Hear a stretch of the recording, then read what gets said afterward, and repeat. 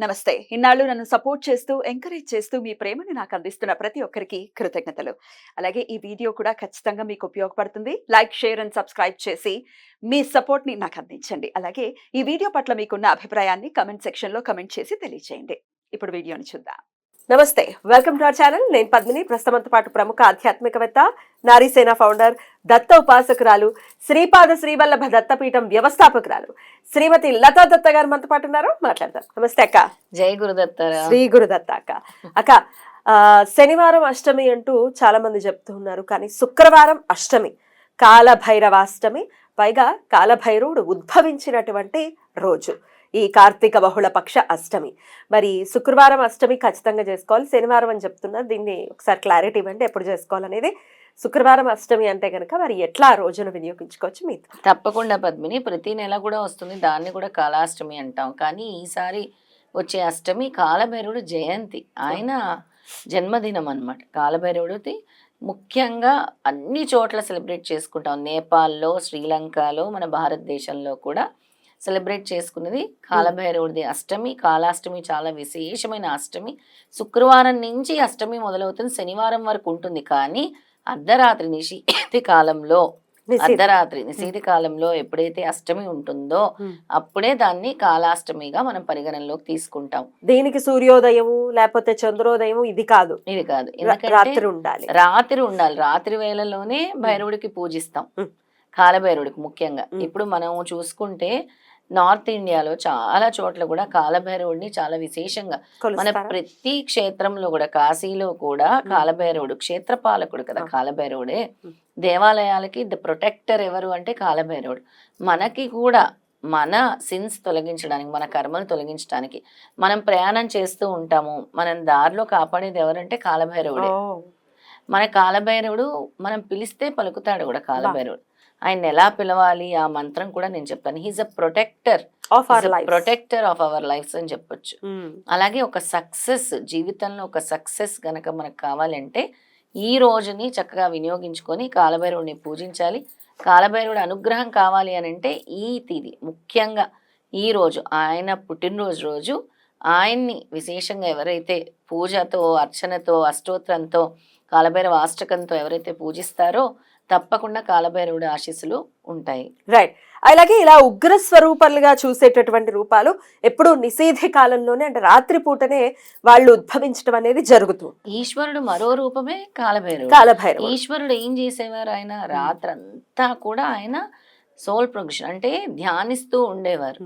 ఇప్పుడు ఆత్మలతో, ఇప్పుడు మనము కాశీలో చూసుకుంటే మణికర్ణికా ఘాట్లో కాలభైరవుడి రూపంలోనే ఈశ్వరుడు మనకు కనబడతాడు. అంటే అక్కడ ఏదో ఒక రూపంలో ఈశ్వరుడు తిరుగుతూ ఉంటాడు. ఆయన అసలు ఉండేదే ఉగ్రంగా, ఆయన రాత్రంతా చేసేదే ఇది. అంటే ఆత్మలతోని చేసేది, ఆత్మల్ని మళ్ళీ తిరగరాసేది, ఆత్మల్ని పైనకి పంపించేది, సోల్ ప్రోగ్రెషన్ అంతా కూడా చేసేది ఈశ్వరుడే. అది ఎలా ఆయన తీసుకున్న 8 రూపాలు, కాలభైరవుల్లో 8 రూపాలు ఉన్నాయి. ఆ 8 రూపాలను కూడా ఒకసారి గుర్తు చేసుకుందాం, విందాం. ఆ రోజు ఆయన్ని స్మరించుకున్నా కూడా చాలా మంచిది పద్మిని. 8 రూపాయలు కూడా ఈశ్వరుడు కాలభైరవుడు కాబట్టి. శనివారం అష్టమి అనేది ఒకవేళ శనివారమే చేసుకునేటట్టయితే చేయకండి, నిషిద్ధ కాలంలో ఖచ్చితంగా ఉండాలి కాబట్టి అష్టమి శుక్రవారమే చేసుకోండి. శనివారం వరకు అష్టమి ఉన్నా కూడా అది పరిగణనలోకి రాదు. భైరవుడిని మీరు శుక్రవారం సాయంత్రం నుంచే పూజించుకోవటం మొదలు పెట్టండి. ఎగ్జాక్ట్లీ. మనకు ఉండే కాలభైరవుల్లో అష్టభైరవులు ఉన్నారు. అది రుద్రభైరవుడు, చందభైరవుడు, క్రోధ భైరవుడు, ఉన్మత్ భైరవుడు, కపాలి భైరవుడు, భీషాన భైరవుడు, సంహార భైరవుడు, అష్టాంగ భైరవుడు, ఇలా 8 మంది. 8 భైరవులు ఉన్నారు. 8 భైరవుల్లో ఎక్కువగా కాలభైరవుడిని మనము బాటుక భైరవుడు అంటాం. బటుక భైరవుడు ఆయన్ని ఎక్కువగా మనం పూజిస్తూ ఉంటాం అన్నమాట. ఆయన్ని ఎక్కువ పూజిస్తాము. ఆయన్ని మనము పిలవగానే, అంటే తొందరగా కరుణించేది కూడా భైరవుడే. మనకి చాలా చోట్ల కూడా మద్యాన్ని ఇస్తారు. ఆయన భైరవుడు ఎప్పుడు ఎలా ఉంటాడు, ఆయన సేవించేది మద్యం. అందుకే ఆయనకి తొందరగా కోరికలు ఫలించాలన్నా కూడా మద్యాన్ని సేవిస్తాడు అంటారు.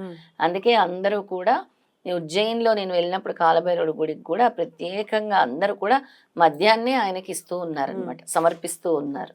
అలా కాలభైరవుడికి ఎక్కువ అందరూ కూడా ఈ మద్యాన్ని సమర్పిస్తూ ఉంటారు.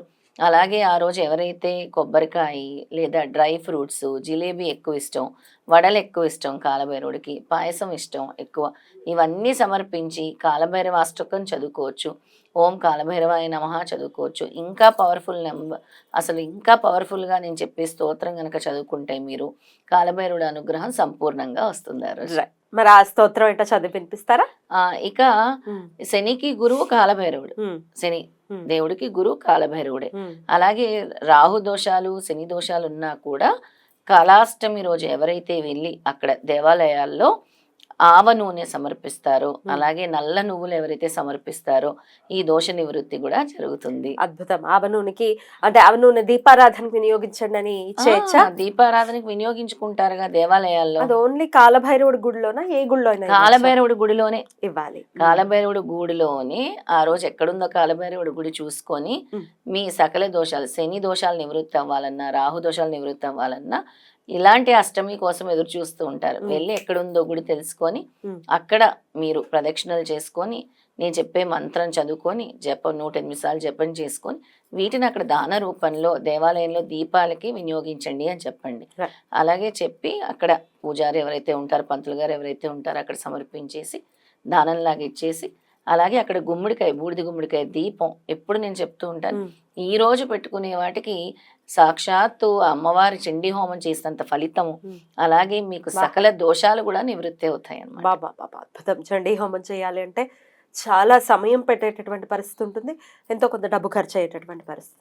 దానికి ప్రత్యామ్నాయంగా ఈ దీపారాధన, బూడిద గుమ్మడికాయలో దీపారాధన ఖచ్చితంగా చండీ హోమం చేసినటువంటి ఫలితం ఇస్తుంది అని చెప్తున్నారు. ఖచ్చితంగా ఇస్తుంది. ఒకవేళ మేము కాలభైరవుడి దేవాలయాలకు వెళ్ళలేము అనేవాళ్ళు ఆ రోజు ఇంట్లోనే చక్కగా 2 పళ్ళాలు తీసుకొని బూడిద గుమ్మడికాయని 2 ముక్కలుగా చేసి లోపల ఉన్న గుజ్జు మొత్తం తీసేసి దానికి పసుపు రాసి, అలాగే పైన గంధము కుంకుమ బొట్లు పెట్టి దాని నిండా ఆవ నూనెతో నింపేసేయండి.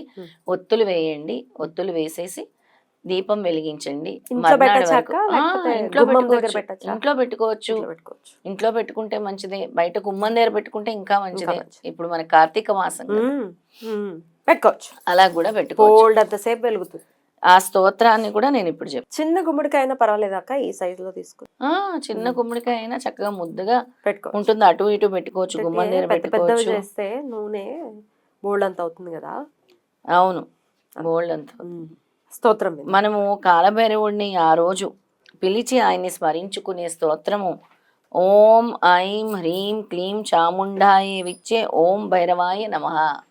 అటు అమ్మవారిని, పార్వతీదేవిని కూడా పూజించాల్సిన రోజు, లక్ష్మీదేవిని పూజించాల్సిన రోజు. ఆ రోజు అష్టమి రోజు ఎక్కువ అమ్మవారిని పూజిస్తాము. కాలభైరవుడితో పాటు ఎప్పుడు పార్వతీదేవిని పూజించాలని మా శాస్త్రాలు చెప్తున్నాయి. అందుకనే ఈ అమ్మవారి మంత్రం ఓం ఐం హ్రీం క్లీం చాముండాయ విచ్చే ఓం భైరవాయ నమః అని పిలవగానే మనకి సహాయం చేయటానికి భైరవుడు వస్తాడు. ఈ మంత్రం గనక మనం పఠిస్తే 108 సార్లు తప్పకుండా జీవితంలో ఎటువంటి సక్సెస్ కావాలనుకున్నా కూడా కాలభైరవ ఆరాధన ఖచ్చితంగా విజయాల్ని తీసుకొస్తుంది అని చెప్తూ ఉంటారు. ఖచ్చితంగా అన్ని విజయాల్ని తీసుకొస్తూ ఉంటుంది.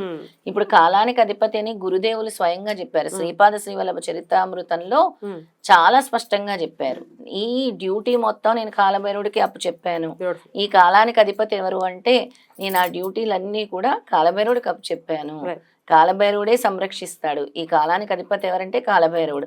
మరి ఆ కాలభైరవుడిని మనం పూజించాలి, సంతృష్టి చెందాలి అని అంటే ఆయన్ని స్తుతించాలి, ఆయన్ని పూజించాలి, ఆయన్ని స్మరించుకోవాల్సిన రోజే కాలభైరవాష్టమి. బ్యూటిఫుల్ అక్క, చాలా అద్భుతంగా వివరించారు. ఖచ్చితంగా శుక్రవారం అష్టమి వస్తోంది కాబట్టి ప్రతి ఒక్కరు ఈ రోజును వినియోగించుకోవాలి అని మనస్ఫూర్తిగా మనవి చేస్తూ కృతజ్ఞతలక్క.